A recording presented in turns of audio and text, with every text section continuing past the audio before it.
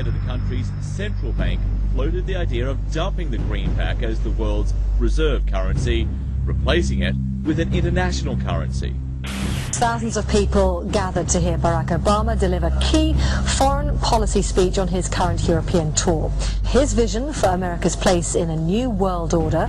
Returning vets could be a risk to our nation. We've got to give them a stake in creating the kind of world order that I think all of us would like to see. And one of the ways it will drive the change is through global governance. I think a new world order is emerging. This is a hoax and a scam which is designed to transfer wealth and power from the private sector to the government sector and from the government of the United States to a world government. And those people who have been yelling, oh, the UN's going to take over global conspiracy theorists. They've been crazy, but now they're right. And who got the money? Hundreds and hundreds of banks. Any bank or that has access to the U.S. Federal Reserve's discount. Tell us who they are. No. You know, financial terrorism. They have the ability to tweak the knob. I am proposing that the Federal Reserve be granted new authority. The ultimate goal of the carbon tax and the cap and trade is to destroy production. This energy tax is the largest tax increase in American history. We're actually creating a global warming police. So number one, they can come in, the federal government can come in and inspect your house and send you the bill. We're setting up a global warming Gestapo. One of the things that if you talk to our generals, they are desperate for is a civilian counterpart to our military forces. I am fierce. And this is what I wear. Senator Barack Obama's presidential campaign is asking Missouri law enforcement to target anyone who lies or runs a misleading television ad. I've now been in 57 states. I think one left to go. The president, when he was in Europe last week, he met with the king of Saudi Arabia. He appeared to bow. President Obama today proposed something new, something called prolonged detention. Pre-crime is where people are arrested and incarcerated to prevent crimes that they have not yet committed.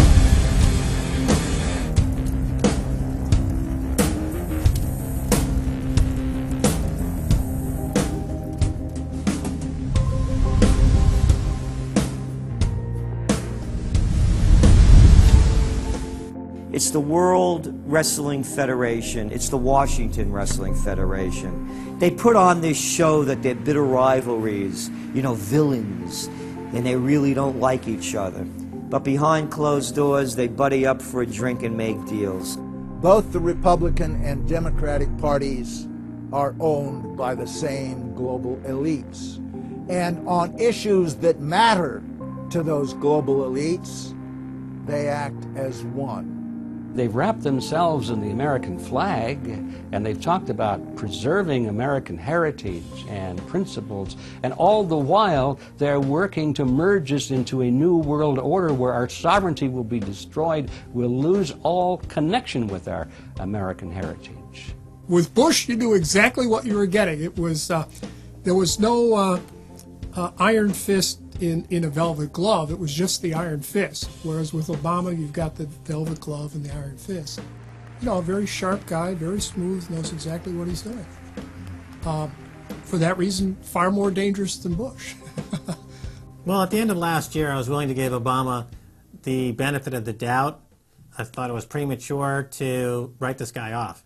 But now that he's been in office for a while, it's obvious that he is very tight with the Goldman Sachs and J.P. Morgan's on Wall Street, and he is extremely compliant and pliant to the wishes of the large banks, going back to what we saw with Robert Rubin under the Clinton administration, changing laws in favor of the banks. And he's not doing anything to stop the banks. He's helping the banks continue to do what they were doing under Bush. So in fact, he's just a continuation of Bush on the subject of markets and finance, which is the most important part of his policy right now. People who voted for Obama wanted real change, and they're getting platitudes, they're getting a lot of nice talk, but nothing in the way of concrete change is taking place. In this town, business as usual. There's one puppet master that controls the left, and there's the same puppet master controls the right.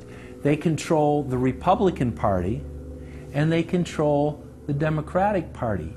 This is not a party issue. This is not a left-right issue. The question is, who should government serve? And it should serve the people. In fact, government is just a tool of the dominant minority that uses economics and government law to enforce upon the public various mandates. The right-left paradigm in the U.S. and in U.S. politics is taken directly from the commercial world and the corporate world. In the business world, you have Coke, Pepsi. You have McDonald's, Burger King. You've got AT&T and Verizon. You've got duopolies. And a duopoly gives the illusion of there being some competition and some choice. And it looks a little bit better than a monopoly. So, for example, in Communist Russia, if they had Communist Russia Red and Communist Russia Chartreuse, there would have been the illusion of choice and something akin to democracy in Russia. But they simply said, forget it, we're just going to go with red. In the U.S., they have this left-right paradigm, which, unfortunately, it doesn't take them out of the hard, cold fact that there is no choice. There's no social justice. There's only one choice, which is to supply more rent to the rent seekers who have now taken the whole system hostage. We've seen the limitations on government whittled away. We have seen this erosion to the point where today it seems like nobody does care. And right now in Washington, D.C., we have seen a fall of the republic. If the United States doesn't have its Bill of Rights and Constitution, it doesn't exist anymore. It's just more real estate, more dirt. And that's what these global corporatists want. They want to completely dismantle the Bill of Rights and Constitution, and they're doing that right now. This is the fall of the republic. Our nation is dying.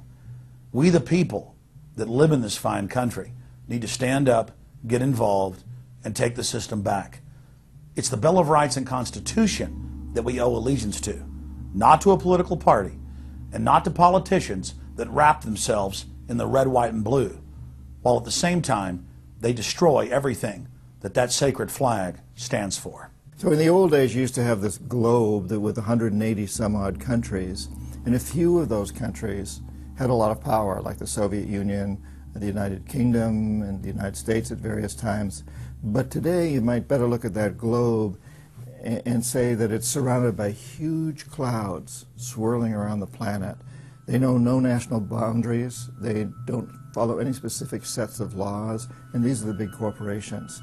They basically control politicians around the world because they have all the money, and politicians always need money to get elected or to run their governments if they're not democratically elected politicians. They control the mainstream press, either through outright ownership or advertising budgets.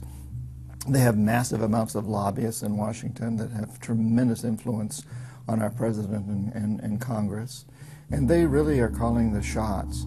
They form partnerships with the Chinese and the Taiwanese and the Tibetans, or with the Israelis and Arab nations, with Brazilians and Indians, with whatever country and whatever group of people has resources that they covet.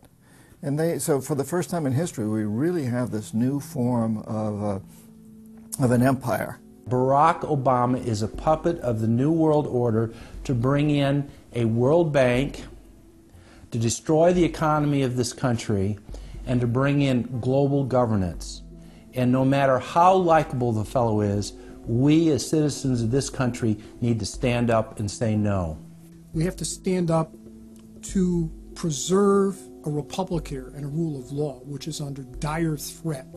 We don't want to live under a world government of the corporations, by the corporations, and for the corporations. I don't want to believe it, and that's probably what holds me back on it, but I'm certainly seeing enough indication that it could be true.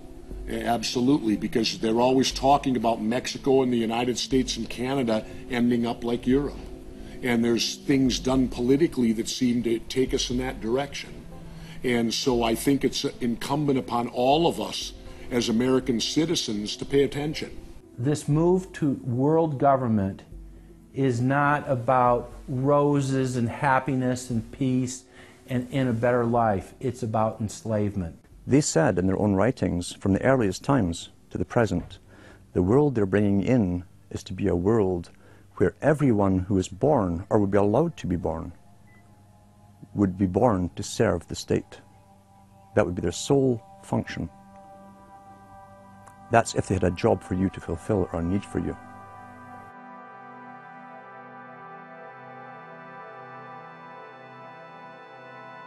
July 4th, 2009.